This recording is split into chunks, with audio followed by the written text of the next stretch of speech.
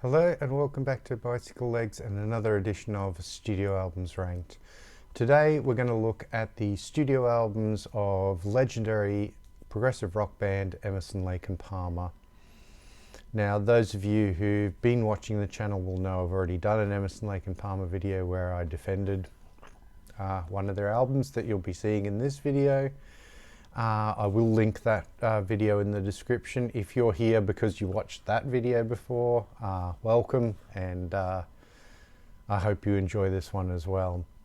Now, just to quickly disclaim anything, I will only be looking at studio albums and only for Emerson, Lake and Palmer. So I won't be looking at the Pictures and Exhibition album because that's a live album. And I won't be looking at the Emerson, Lake and Powell album. Although I will say I really like the Emerson, Lake and Powell album because it was the first ELP related release that came out after I discovered the band in the 80s. Yes, hello Stella. That's my cat.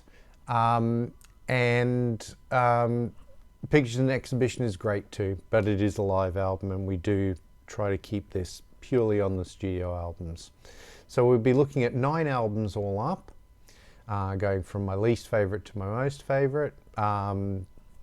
Whether you agree or disagree, love to have your comments about which ones you thought I got right and which ones you thought I got wrong. I think the bottom half of my list pretty much wrote itself. It was the top 4 or so that were really difficult to put into a good order. Anyway, let's start with my number 9. There are 9 studio albums all up, and this is from 1994, and it is In the Hot Seat.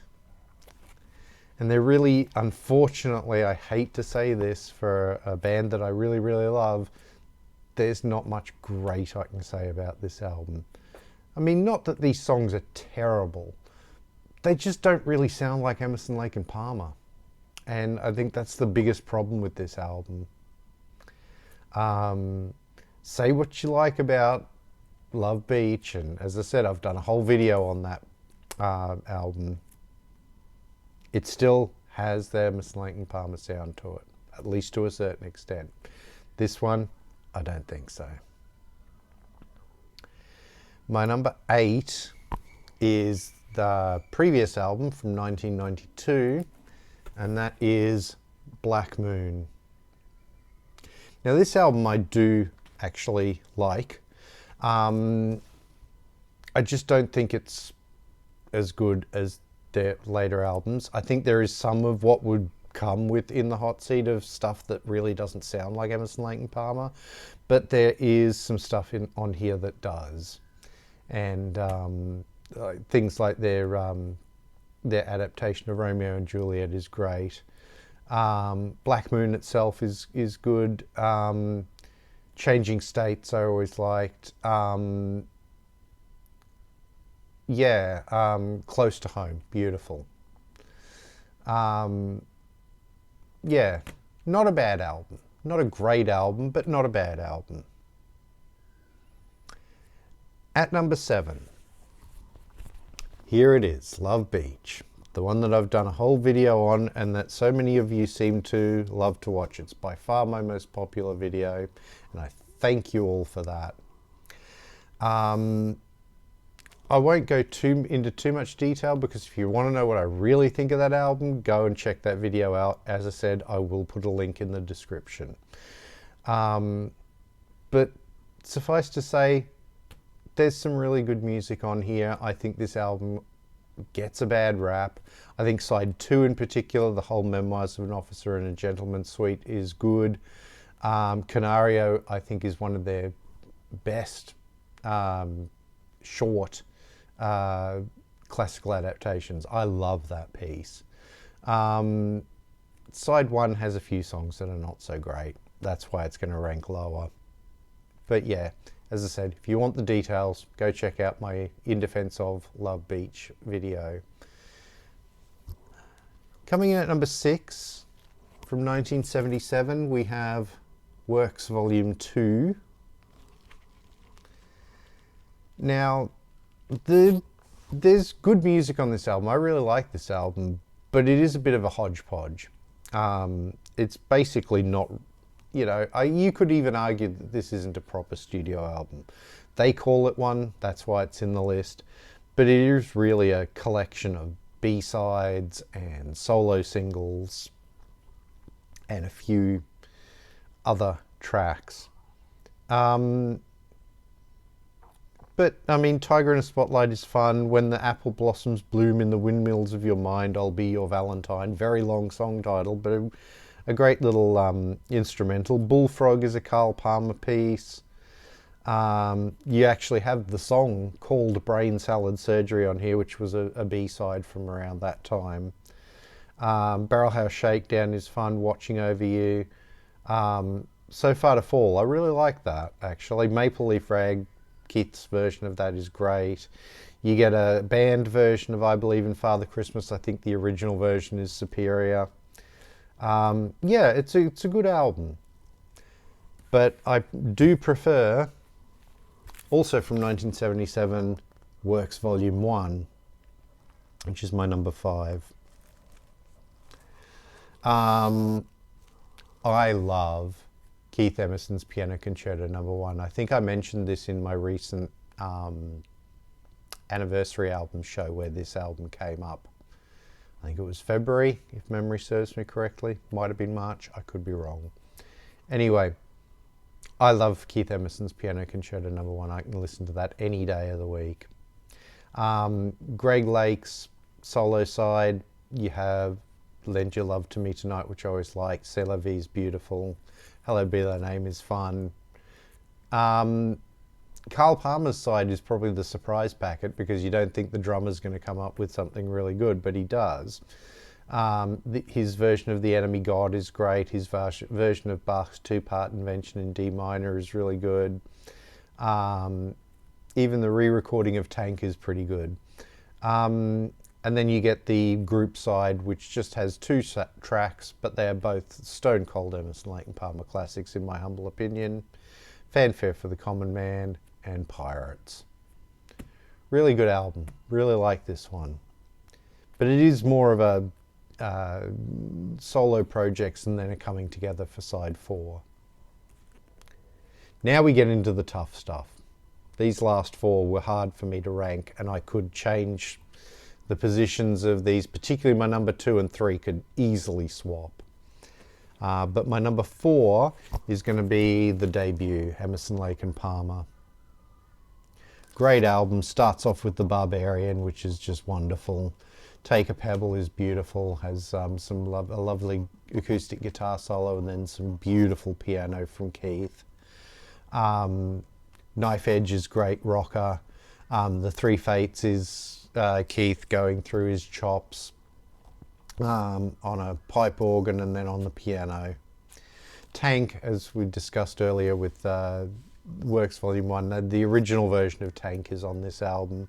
Really good instrumental, and then of course you have the mega hit Lucky Man with that solo at the end of it from Keith on the Moog synthesizer, or Moog synthesizer, however you want to say it. Really good album. I think this would be the template for what they would go on to do, but I don't think they were quite where they were going to be with this. They're a band still finding their feet a little bit on this one. Now this one, number 3, number 2, I could easily swap these two, but for today I'm going to go with number 3 being Trilogy from 1972. Really good album, start to finish. I really don't think there's a bad track on this album. I love, love, love this album. The Endless Enigma Suite. From the Beginning is possibly my favourite Greg sort of solo track. The solo that Keith plays at the end of that I think is a better solo than the one he plays at the end of Lucky Man. Controversial opinion, I stick by it. The Sheriff is a bit of light-hearted fun. Hoedown, what a great adaptation that is of a Aaron Copland piece. Trilogy is a wonderful song that goes through 3 stages. Living Sin is one of the down and dirtiest songs I think they ever did. And then Abaddon's Bolero is that one of those wonderful pieces that Keith would do, where he would take a theme and just build it and build it and build it. I mentioned in my Love Beach video that he does that with Honourable Company. He does it better, definitely, here on Abaddon's Bolero. Wonderful, wonderful track. Yeah, there just really isn't a weak part on this album. Not sure I could necessarily say that about my number 2, but I think the epicness of the title track, 1971's Tarcus, just puts it over the line for me.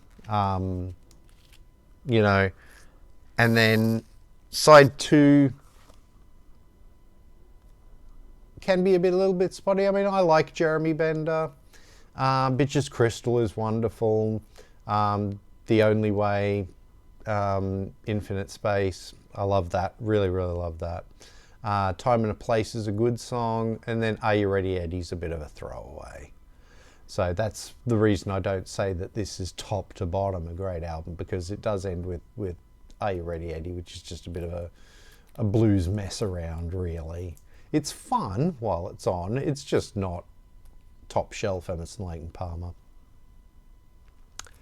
So as anyone who knows Emerson, Lake and Palmer has already guessed, my number 1 album is 1973's Brain Salad Surgery. Now, I have a special affiliation for this album because this is not only the first Emerson, Lake and Palmer album I ever heard, it's the first progressive rock album I ever heard. I'll give you a truncated version of the story. In 1985, I was 14 years old. I was in the Scouts, and we were raising money to send me and a couple of other boys to the Scout Jamboree. And one of the things we were doing was having a big garage sale, or yard sale as you might call it in the US, to raise money. And parents of the Scouts were donating items that we could sell at this garage sale. And somebody donated a big box of records.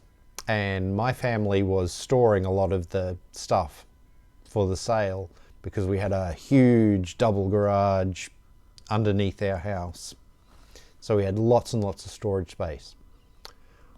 One night before the garage sale, I picked up this box of records and took it to my parents' stereo and put the headphones on and started just pulling records out at random and started listening to them. And the first one I pulled out was Brain Salad Surgery. And it blew my little 14-year-old mind because I'd never heard music like that before. I'd been listening to 80s music, new wave, synth pop, and I still love that music. But this blew my tiny little mind. That night I listened to things like Starless and Bible Black by King Crimson, and We're Only in It for the Money by Mothers of Invention, and Story of I by Patrick Moraz, and a couple of other things. And I don't think it's an understatement to say that that night changed my life. Certainly musically it did.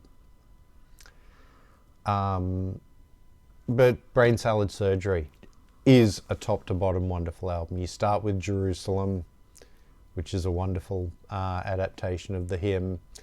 You get Toccata, which another adaptation. It's Alberto Ginastera. You get Still You Turn Me On, which I think is a wonderful Greg song. You get Benny the Bouncer, and then you get into the epic that is Carnival 9. First Impression Part 1, First Impression Part 2, Second Impression, Third Impression. Just all of it. Fabulous. I will say, probably not the best recorded of the Emerson, Lake and Palmer albums. But I still think the quality of the songwriting puts it at the top of my list. And, as I will admit, the sentimental value as well. So that is my ranking of the Emerson, Lake and Palmer studio albums. Going back through it again, we have number 1, Brain Salad Surgery. Number 2, Tarcus. Number 3, Trilogy. Number 4, the debut, Emerson, Lake and Palmer. Number 5, Works Volume 1. Number 6, Works Volume 2. Number 7, the much maligned Love Beach. Number 8, Black Moon. And number 9, In the Hot Seat. So let me know in the comments what you think, what your rankings are, which of these are your favorites, which ones you don't like so much, where you think I got it right, where you think I got it wrong. I love reading the comments, so please leave me a comment, tell me what you think I got right. Even if you think I'm a complete idiot and I got this completely wrong, let me know in the comments. I still enjoy reading those comments, I really do. Please like, share and subscribe, it really does help the channel out. If you're new to the channel, please go and have a look at some of my other videos, including my In Defense of Love Beach album review, if you haven't watched that one already. If you want to follow me on social media, I'm at bicyclelegs on both Instagram and Twitter. Instagram is mostly me posting the records that I happen to be listening to at the time. Twitter, I talk about anything and everything, but I am trying to give it more of a music focus. Thank you very much for watching, and I'll see you in the next one.